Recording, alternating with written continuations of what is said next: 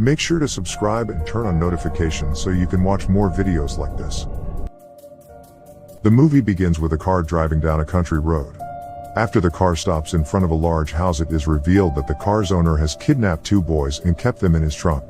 The boys cry and plead with the man to let them go in a muffled voice, but the man drags one of the boys out, leaving the other boy in the trunk. The movie then flashes back to 6 hours earlier. The same boys, who are revealed to be best friends Kevin O'Connor and Bobby Green, are playing in the woods after returning from their baseball practice. Baby Kevin says that he can't wait to be older and move to a place where everything's different and the sun is always shining like Florida. Bobby approves of the plan, and Kevin asks his buddy to promise that he won't go without him. Bobby assures him that he will never leave without him because they are friends till the end. Afterwards, the boys play catch and throw. Bobby throws the ball quite far and Kevin goes down the hill to fetch it. However, when Kevin doesn't return for a really long time, Bobby goes to check up on him. Bobby finds the ball, and when he picks it up, someone grabs him behind, knocking his head on a tree. The movie then cuts to the present. Bobby is still trapped in the trunk of the car from earlier in the movie outside the same house. After managing to free his hand and arms, he calls out for help. However, when his calls go unanswered, he violently kicks and punches the trunk's door until it opens. Bobby crawls out the trunk and breathes a sigh of relief. After collecting his breath, the boy sneaks outside the garage and proceeds to run away, but he suddenly hears his friend Kevin's cries for help from inside the house and stops. Bobby remembers the promise he made to his buddy and runs back towards the house to help Kevin. He quietly sneaks into the house and notices the kidnapper drinking beer and watching TV. Bobby tries to quietly head upstairs to look for his friend, but suddenly someone knocks on the man's door, forcing Bobby to hide. Bobby notices the kidnapper taking a wad of cash from the man outside and giving him a watch that is counting down an hour in return. The kidnapper then leaves in his van, leaving the house to the man, who then heads upstairs to visit Kevin in the attic. He asks Kevin to stop crying. Meanwhile, Bobby quietly goes upstairs and looks for Kevin.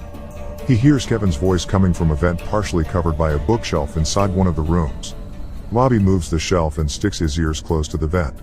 He quickly ascertains that Kevin is with the man, who yells at him to stop crying. The man's loud voice startles Bobby, and he inadvertently knocks a paperweight from the bookshelf. Noticing the commotion, the man quickly rushes outside to inspect, forcing Bobby to hide.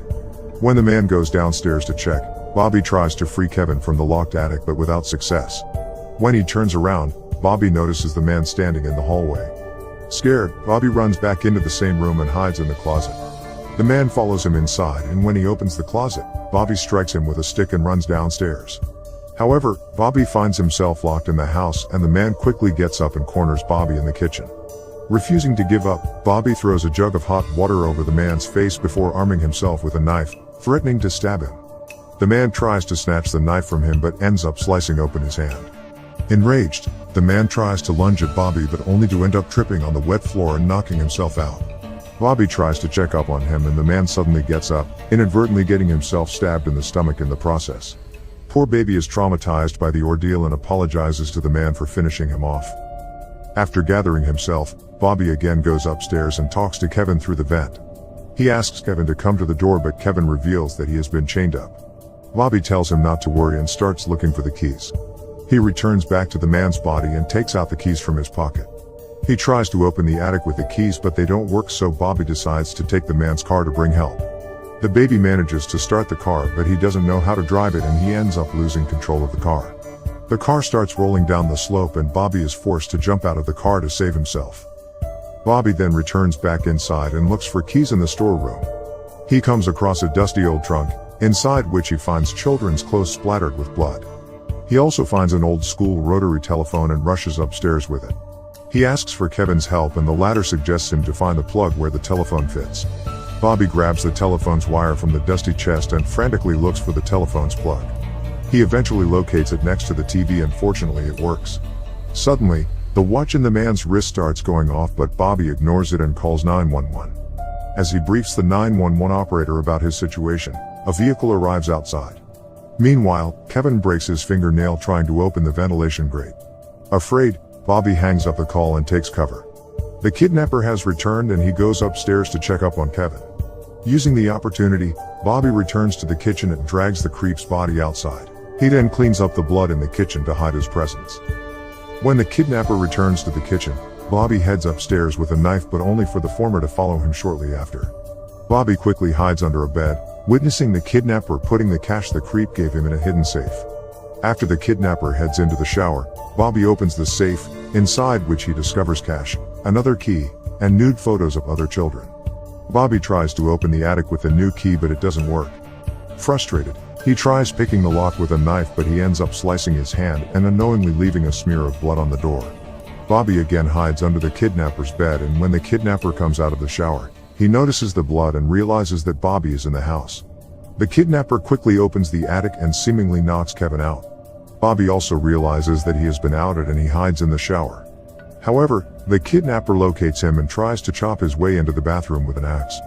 Frightened, Bobby breaks into tears and pleads with the kidnapper to go away. However, after making a big enough hole on the door, the kidnapper tries to unlock the door but Bobby slices his hand with a nail file, forcing the kidnapper to pull his hand away. The police also arrive outside and Bobby tries to get their attention. The kidnapper locks Bobby in the bathroom and turns the TV volume all the way up to block out Bobby's screams before answering the door. Lo and behold, the kidnapper is revealed to be a woman. She introduces herself as Mrs. Burton to the police officer, who asks her about the distress call. Mrs. Burton claims to be alone and denies knowing anything about the kidnapping, but the policeman notices the cut on her hand and asks to see her ID. Mrs. Burton goes back inside to grab her ID, but when she doesn't return, the officer goes inside and discovers Bobby. However, before the officer could help Bobby, he is struck in the chest with an axe. Bobby immediately runs back upstairs and Mrs. Burton follows him. She knocks down the shower door with the axe, suspecting that he is hiding inside, but in vain. Annoyed, she pulls out the policeman's gun and returns downstairs. She finally notices the creep's body and follows Bobby down to the basement. While looking for him, she explains that she expected him to suffocate in the trunk. She tells him that since Kevin clearly means so much to him, she is willing to trade Kevin for him to her customers. Bobby suddenly appears and attacks her. As she reels from the strike, Bobby handcuffs her to a pipe and steals her keys. After collecting herself, the kidnapper tries to shoot Bobby with her free hand. She manages to shoot him in the leg, but he is able to slowly make it upstairs. Bobby is finally able to unlock the door.